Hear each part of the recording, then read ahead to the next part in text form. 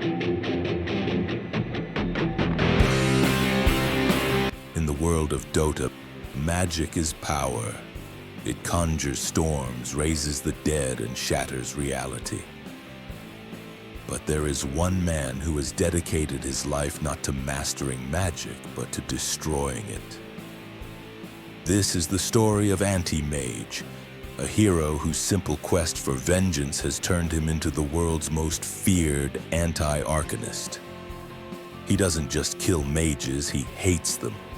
And his hatred is born from a tragedy that cost him everything.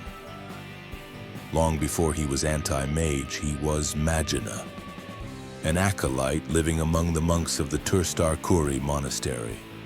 This wasn't just a temple, it was a remote fortress of asceticism and pragmatism. These monks didn't worship gods or the elements of magic. They believed true power came from inner discipline, purity of will, and ignoring the chaos of the world below. Their entire philosophy was based on resisting the worldly distractions, including the tempting, corrupting power of magic. They lived in profound meditation, believing that the wars and wizards of the lowlands were nothing more than demonic visions sent to break their focus. Their isolation was a lie. A crushing wave of evil was coming for them, led by an entity known as the Dead God. Its crusaders, the Legion of the Dead God, led by Dirge the Undying, had a sinister mandate: replace all local worship with their poisonous nihilosophy.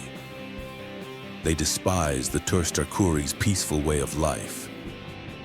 The monastery stood for barely 2 weeks. Magina, the young acolyte who had only just arrived and had yet to be fully accepted, could only watch from the shadows. He saw the tranquil monks, those who had served him tea and taught him the way of discipline, slaughtered where they sat on their cushions. But the true horror was what came next.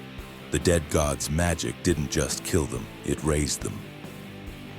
The peaceful monks, his entire family and faith, were turned into mindless slaves of the very power they sought to ignore. Magic wasn't just a corrupting influence, it was an act of ultimate violation.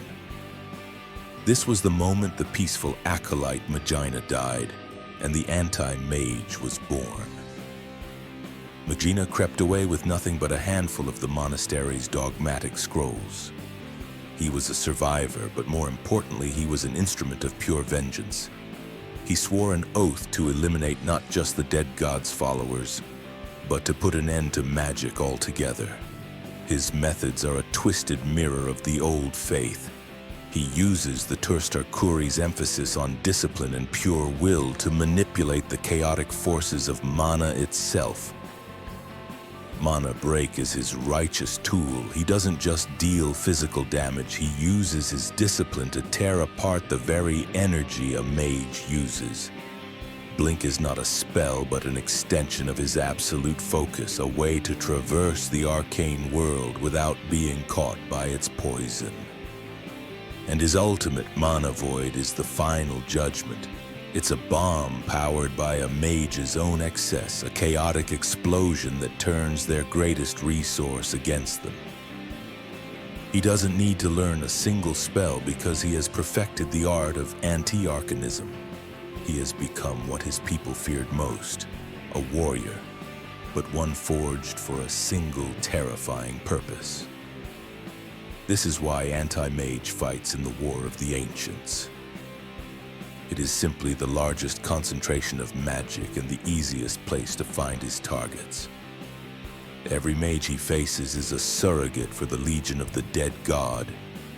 Every Mana Void is a strike against the memory of his fallen home. And his story continues. After his long journey, he has taken on an acolyte of his own, Wei.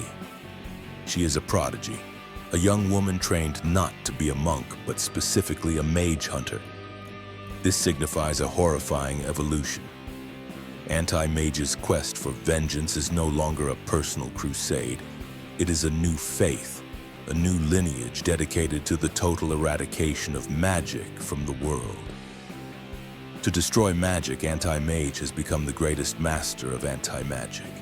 He is a hero defined by his absolute negation of his enemy. His loss fueled a fire that will not go out until the last mage's mana pool is empty.